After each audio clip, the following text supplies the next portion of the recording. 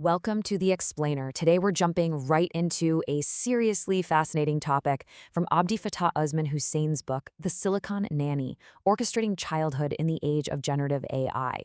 Look, we are living through what is probably the most massive developmental shift in modern human history. I mean, think about it. For generations, the things filling a child's world, from classic wooden blocks to printed books, all shared one basic defining trait. They were totally inert. But today, the tools we're handing our kids are no longer passive objects. They are responsive, conversational entities. So we're going to explore exactly what it means to raise children alongside artificial intelligence that can adapt, simulate empathy, and honestly, fundamentally change how young minds develop.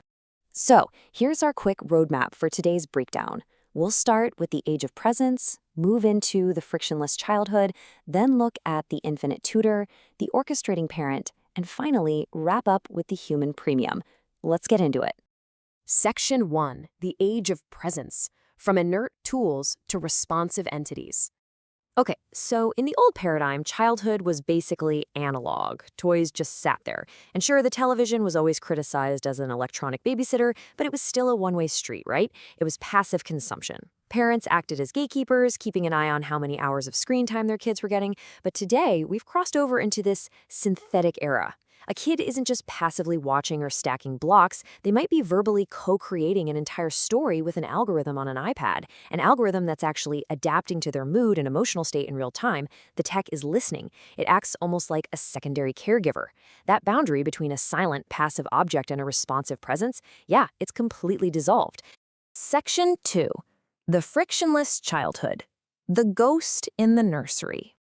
Now, this brings us to a really crucial concept, synthetic rapport. In psychology, there's this foundational idea called serve and return. A baby babbles, a parent responds, right? It's literally how human beings wire emotional connections. Well, AI is engineered to master the mechanics of this exchange flawlessly. It validates feelings, it uses a warm tone, it tailors every single response. But here is the catch. It's a complete illusion. The algorithm simulates empathy, but obviously it cannot actually feel a thing. And because the AI never gets tired, never gets annoyed, and never desperately needs a 5-minute coffee break away from the kids, this synthetic companionship becomes dangerously frictionless. Which leads us to a pretty profound tension. What happens when the machine helping raise your child begins to understand your child better than you do? I want you to really stop and think about that for a second. We are talking about a digital entity that has infinite patience, endless knowledge, and is perfectly agreeable 24/7. When a kid spends thousands of their most formative hours with an intelligence that never demands a single compromise, it creates a massive shift in how they view real-world relationships. And that dynamic brings some highly specific psychological risks. First up is the agreeability trap. Because AI just constantly says yes, it effectively isolates kids from the messy, back-and-forth peer negotiations they absolutely need to learn empathy. Over time, that causes what Hussein calls emotional atrophy. Then you've got the illusion of certainty. Generative AI speaks with this unwavering, confident authority, even when it's totally hallucinating facts, which conditions children to just blindly accept whatever it spits out. And finally, this perfectly frictionless bubble completely eradicates solitude and boredom. And look, boredom is exactly what a developing brain relies on to spark original thought and self-reflection. So the big takeaway here is that human growth fundamentally relies on cognitive friction.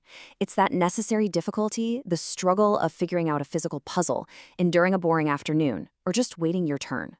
This friction is what builds mental stamina and resilience. When an AI tutor just hands over instant answers and immediate resolution, it completely robs the child of that productive struggle. If we want our kids to develop real grit for the real world, we have to intentionally protect this friction. Moving to Section 3. The Infinite Tutor. Democratizing Genius. Okay, to really grasp the upside of this technology, because there is a huge one, we need to talk about the number 2, specifically the famous educational psychologist Benjamin Bloom and his Sigma 2 problem. Bloom found that students who receive one-on-one mastery tutoring perform 2 standard deviations better than students in a normal, crowded classroom setting. I mean, that is a massive, life-altering difference in academic performance, and historically, it's a luxury reserved strictly for the ultra-wealthy. But here's where it gets incredible. AI is the first technology in human history actually capable of solving the Sigma 2 problem. It has the power to democratize genius-level one-on-one tutoring for every single child on the planet.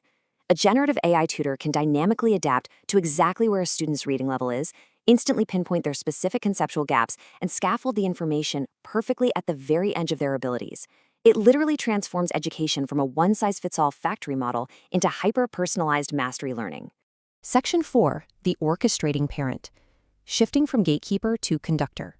So as you can see, the old method of just tracking screen time on a timer, that's completely obsolete.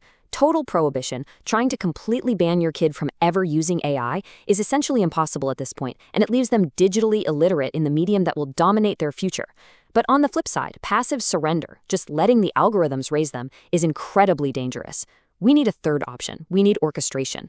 Parents and educators have to step up and act like conductors, intentionally directing exactly when the digital instruments get to play loudly and when they need to be completely silent. A great way to do this practically is by using a family AI audit matrix to set clear boundaries across different areas of life. For example, in academics, you give a green light to using AI for generating practice quizzes to study with, but a hard red light when it comes to outsourcing their core writing or problem solving. In creativity, it's awesome for brainstorming concepts, but red light for generating a finished piece of art that just totally bypasses the manual process.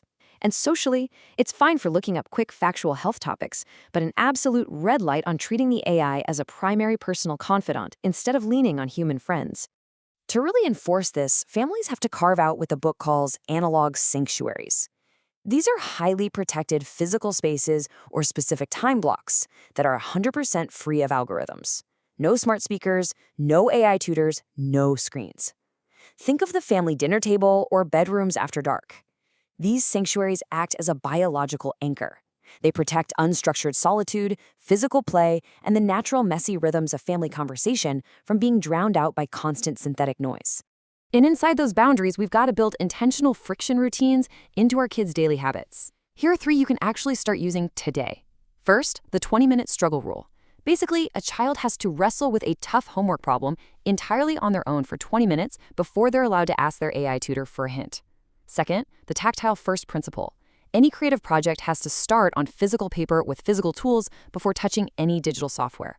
And third, the manual verification habit. Whenever the AI gives a fact or historical date, the child has to go verify it using a primary human source or an actual physical book. Which brings us to our final section. Section 5, the human premium, cultivating the unmachined soul. Look, as AI continues to rapidly automate all these technical outputs, writing code, summarizing vast amounts of data, generating stunning images, the real advantage for our kids is going to lie in the messy, unautomatable traits that a machine simply cannot duplicate. This is what we call the human premium. We have to fiercely cultivate deep moral reasoning, actual embodied empathy that's born through tough social negotiation, physical resilience, and tactile craftsmanship. A machine can optimize a decision in milliseconds, sure, but it takes a human being to take ethical responsibility for the consequences of that decision. I want to leave you with this really powerful thesis directly from the book. Before we ask what artificial intelligence will become, we must ask what kind of humans we are raising alongside it. AI is a magnificent bicycle for the mind, absolutely, but it is not a human soul. By stepping up as orchestrators, actively preserving that cognitive friction, and holding tight to our biological anchors, we can make sure our kids don't just survive this shift, but actually thrive in it. Thank you so much for joining me on this explainer. I'll leave you with this final thought. As this technology continues to rapidly evolve, are we ready to step up and be the orchestrators our children need, or will we just sit back and let the Silicon Nanny take the wheel?